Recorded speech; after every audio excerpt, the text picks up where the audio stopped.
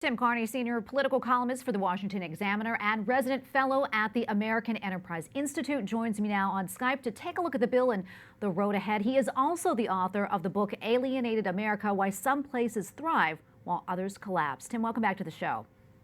Thank you for having me. So we've heard the president stress taking care of American workers. How important is it to keep employees on the payrolls and the political importance of doing so?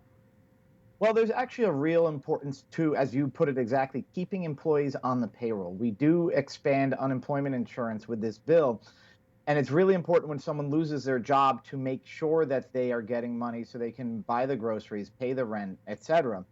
But there's a dignity in work and an importance in being employed, whether you look at it from a moral perspective or an economic perspective. If small businesses are getting some of this money that this bill is supposed to have and can keep workers on payrolls even when they have to have their doors shut, that provides a continuity, both in their lives and economically, so that when we do open up, whenever that is, this spring, this summer, that those businesses can sort of flip a switch and get back. While if there's mass layoffs, that's very disruptive for both the businesses and the employees. So that's one of the questions in the bill. Is there enough small business aid? And is there enough aid to families to provide something close to normalcy during however long we're shut down?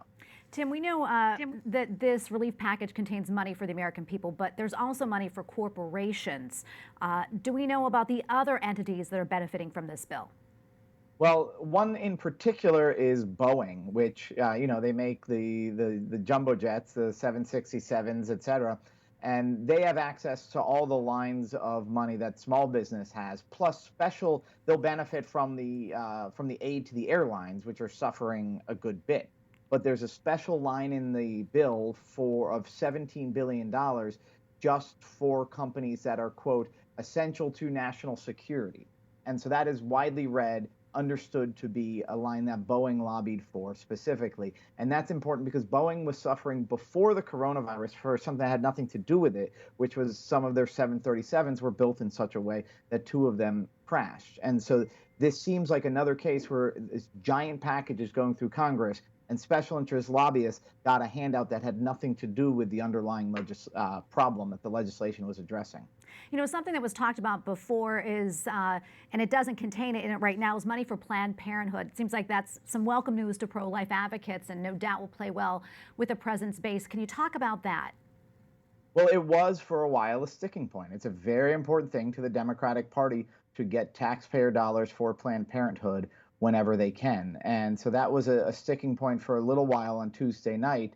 But somehow it seems that either Nancy Pelosi or Chuck Schumer, the Democratic Senate leader, cleared that hurdle. Back in the Obama administration, it was often the sticking point in spending bills. And so in this case, the Republicans held firm and didn't end up giving the money. And the Democrats, after sort of stretching out the bill for at least a few more days, ended up giving in without the Planned Parenthood money. So that was sort of an unlikely win for the pro-life side there.